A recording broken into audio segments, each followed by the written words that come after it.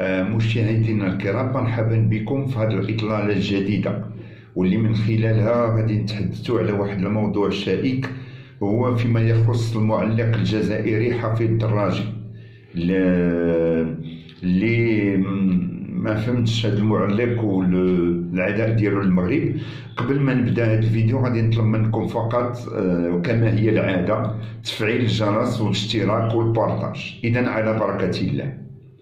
فيواصل مع الأسف المعلق الرياضي الجزائري حفيظ الدراجي معاداته للمغرب والمواقع اللي عبر عليها مرارا وتكرارا.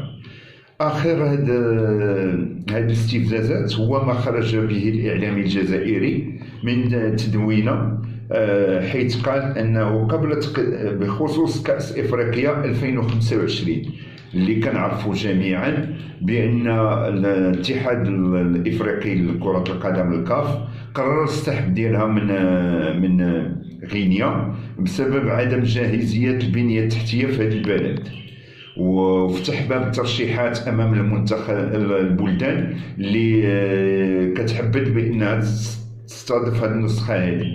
باب الترشيحات اللي اغلق الجمعه الماضي، واللي رسميا تقدمت هذه الدول هي اللي تقدمت الترشيح ديالها لاستضافه كاس افريقيا.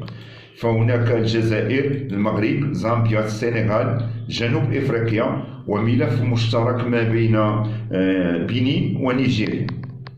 إذن فخرج علينا الصحفي الجزائري حفيظ الدراجي بالتدوينه اللي جاب فيها، اللي غنقول لكم شنو قال بالضبط في التدوينه ديالو.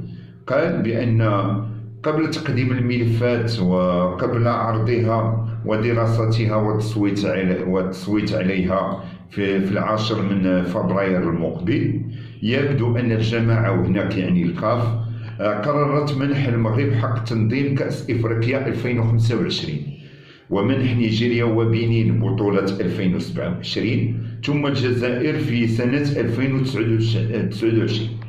التصويت كان من المفروض أن يتم على هامش بطولة أفريقيا للاعبين المحليين الشان المقررة في الجزائر، لكنه تأجل إلى شهر فبراير.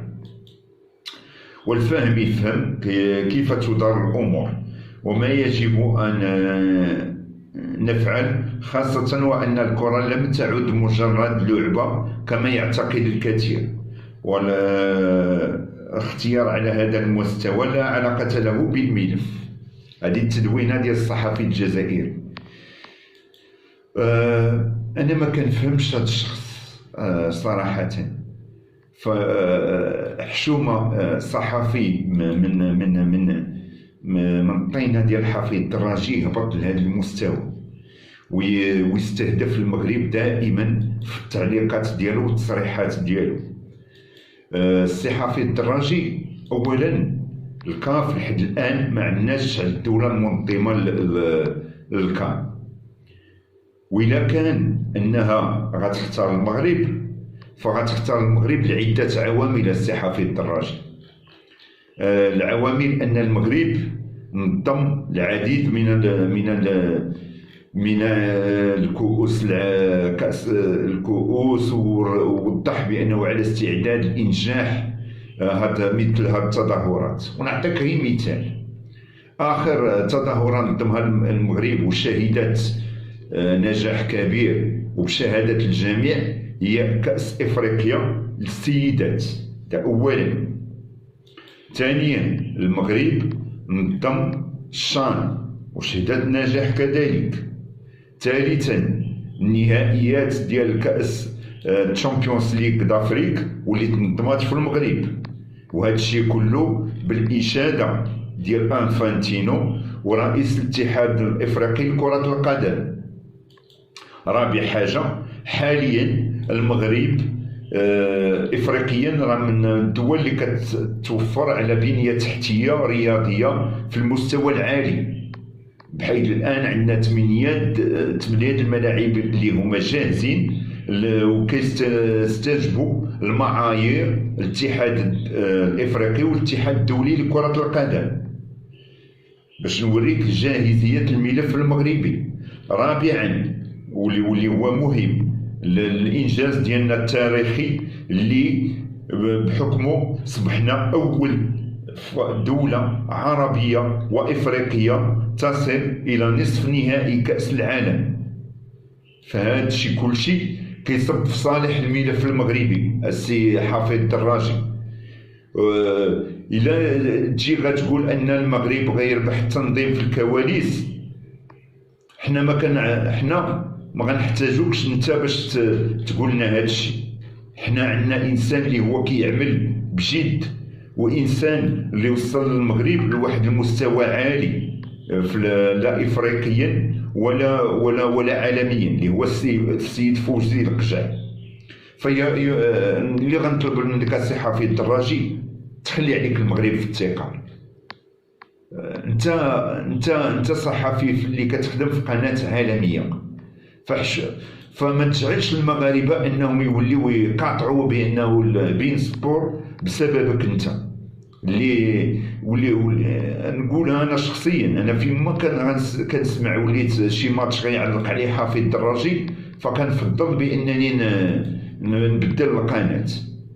ما كنفهمش هذا التهجم ديالك على المغرب، ما كنفهمش هذه المواقف ديالك المعاديه دائما للمغرب.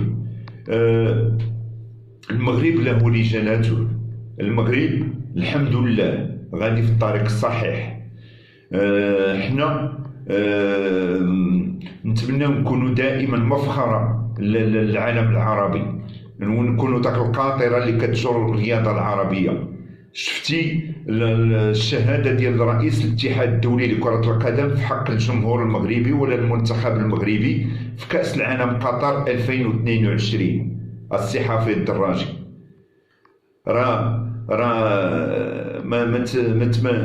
ما تباركش في الامور. احنا عارفين دابا غتكون علينا حرب شرسه بشان تنظيم كاس افريقيا 2025 من طرف الاعلام الجزائري، ولكن نخليو الامور فيما هو رياضي فقط وما تمشيش الامور لحاجه اخرى. نتمنى انك تكون فهمتي الدرس. هذه ماشي المره الاولى اللي كتستفز فيها المغاربه بالتدوينات ديالك، هذه ماشي المره الاولى اللي من حقك تدافع على بلادك، ولكن ما عندكش الحق انك ترمي السهام ديالك على دوله مجاوره. وحنا كنقولوا الجوار ما بيناتنا، وحنا شعب واحد. حنا لنا كل احترام للشعب الجزائري وما عندناش معاه مشكل، ولكن رجاء ما توريش داك الحقد ديالك الدفين على المغرب، وخلي داك الصوره اللي كانت عند المغاربه عندك. فانت جيتي للمغرب وشتي حسن الاستقبال والضيافه اللي حدثتي بهم، فحشومه انك تقول هذه الامور على المغرب. المغرب عنده ما قدره عاليه على تنظيم كاس افريقيا 2025 في احسن الظروف وانجاح هذه النسخه. المغرب عنده حاليا من حقه اذا قال انه ينظم كاس افريقيا 2025 فعنده الحق بحكم كما قلت. راك شتي المستوى اللي قدموا المنتخب الوطني المغربي في كاس العالم، بالرغم من داك التصريحات ديالك اللي كنتي كتخرج بها. شهد شهاده الحق وقول شنو اللي خصو يتقال. ما نقولكش انه في اعلامكم كانوا كيقولوا ان مثلا اسبانيا اقصيت وبلا ما يذكروا المغرب. هذه راه مهزله السي حفيظ الدراجي، هذه راه مهزله بالنسبه للاعلام. انت كتشتغل في واحد المنبر اللي هو محترف، فيا ريت تكون محترف، ويا ريت ما تبقاش تصيب السهام ديالك الاخرين وتبقى في نطاق ما هو رياضي. حنا بلد الكره، حنا بلد التحديات، حنا بلد راك شتي غير الاستقبال الاسطوري للفريق الوطني المغربي من بعد المشاركه ديالو في كاس العالم قطر 2022. فراعي بحكم الجوار وكل شي شويه واقعي وما تبقاش تستبق الاحداث. فلحد الان الاتحاد الافريقي مازال ما عينش الدوله اللي غتستضيف كاس افريقيا 2025. يلا عاد تغلق باب الترشيحات، وكما قلت هذوك هما الدول اللي ترشحات لاستضافة هذا الحدث. والمغرب بحكم العمل ديالو افريقيا وبحكم الصوره اللي عطاها الافريقيا في كاس العالم قطر 2022 من حقه انه يستضيف كاس افريقيا بحكم البنيه التحتيه اللي عنده، بحكم الجاهزيه، وبحكم بشهاده الاخوان الافارقه حول حسن الاستقبال والطيبوبه ديال الشعب المغربي. وما رجعش بيك شنو تقال على الالعاب البحر الابيض المتوسط اللي تقامت بوهران والمشاكل اللي كانت واقعه في ذاك الدوره. حنا راه كناخذوا بعين الاعتبار حسن الجوار والمحبه ديالنا للشعب الجزائري. فنتمنى ان هذه الرساله تكون وصلت للمعلق الصحفي الدراجي. هذا ما كان عندي في هذا الفيديو. نتمنى ان المحتوى يكون راقكم. ما تبخلوش علينا بالتعليقات ديالكم والملاحظات في صندوق الوصف. والى فيديو اخر. كان معكم عمر الغياتي من قناه عمر سبور.